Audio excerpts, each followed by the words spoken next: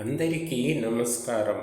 సౌదాసుని కథ వినిపిస్తున్నవారు బాలసుబ్రహ్మణ్యం కలవల్లపల్లి.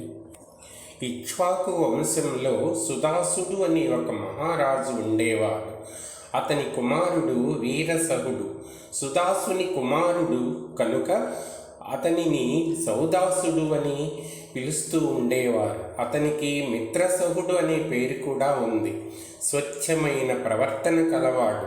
చిన్నతనం నుండి తరచుగా అడవికి వెళ్ళి క్రూర మృగాలను వేటాడుతూ ఉండేవాడు.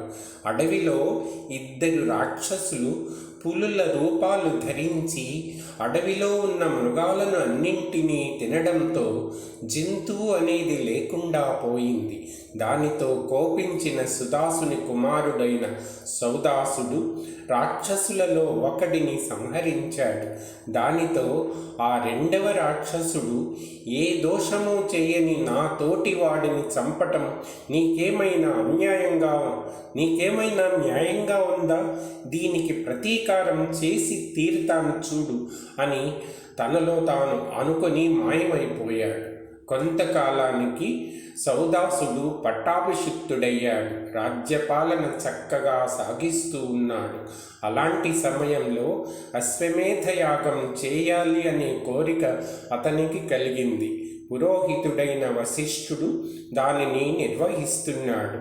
అది పూర్తి కాబోతున్న సమయంలో సావక తప్పించుకున్న రాక్షసుడు తన పగ తీర్చుకునే సమయం ఆసన్నమైనదని అక్కడకు వచ్చాడు. అతడు వశిష్ఠుని రూపం ధరించి వచ్చి, రాజా, మాకు మాంసంతో కూడుకున్న భోజనం పెట్టవలసింది అని అడిగాడు. రాజు వెంటనే వంటవాడిని పిలిచి పురోహితుల వారికి మాంసంతో అన్నం తయారు చేసి తృప్తి కలిగేట్లుగా పెట్టవలసింది అని ఆజ్ఞాపించాడు. వెంటనే ఆ రాక్షసుడు వంటవాని రూపం ధరించి మనుష్య మాంసం వండి తెచ్చి రాజుకు అప్పజెప్పి, ఇది కమ్మగా వండింది, హోమం చెయ్యదగింది, రుచిగా ఉంటుంది అన్నాడు. ఈ సంగతి తెలియని రాజు భార్యతో చెప్పి వశిష్ఠ మహర్షికి ఆ ఆహారాన్ని చేయమని చెప్పాడు. రాణి ఆ మాంసంతో కూడిన ఆ ఆహారాన్ని వశిష్ఠ మహర్షికి వడ్డించారు. తినబోతూ వశిష్ఠుడు అది మనుష్య మాంసం అని గుర్తించాడు.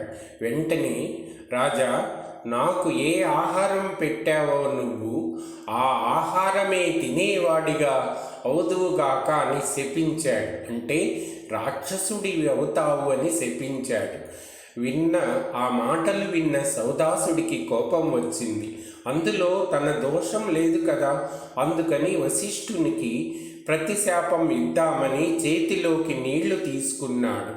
అతని భార్య మదయంతి గొప్ప పతివ్రత, సత్ప్రవర్తన గలది. ఆవిడ భర్తతో, ప్రాణనాథ, సాక్షాత్తు దైవస్వరూపుడైన వశిష్ఠుల వారిని శపించడం న్యాయం కాదు అని ఆ ప్రయత్నాన్ని ఆపింది. ప్రియమైన భార్య చెప్పిన మాట మీద పురోహితుడైన వశిష్ఠుని శపించడానికి తీసుకున్న మంత్రజలాన్ని ఏం చెయ్యాలో తెలియక తన పాదాల పైననే విడిచాడు. శాపం కోసం అభిమంత్రించిన జలం పడటంతో అతని పాదాలు కమిలిపోయాయి. ఆ కారణంగా అతనికి కల్మాషపాదుడు అనే పేరు వచ్చింది. కోపం చల్లారి భార్యతో కలిసి వశిష్ఠుని తాను నిర్దోషినని అనుగ్రహించమని 1000 విధాలుగా ప్రార్థించాడు. అప్పుడు వశిష్ఠ మహర్షి దివ్య దృష్టితో పరికించి ఆ దుర్మార్గపు పని చేసినది రాక్షసుడు అని తెలుసుకొని సౌదాసుని చూసి ఇలా అన్నాడు, మహారాజా, నా మాటకు తిరుగులేదు. అందువల్ల నీకు ఒక వరం ఇస్తున్నాను. ఈ శాపాన్ని నీవు అనుభవించవలసింది ఒక పుష్కర కాలం, అంటే 12 సంవత్సరాలు మాత్రమే. ఆపై శాప విముక్తి కలుగుతుంది. శాప విముక్తి అయిన తర్వాత శాపకాలంలో జరిగిన సంగతులు ఏవీ మీకు గుర్తు ఉండవు అన్నాడు.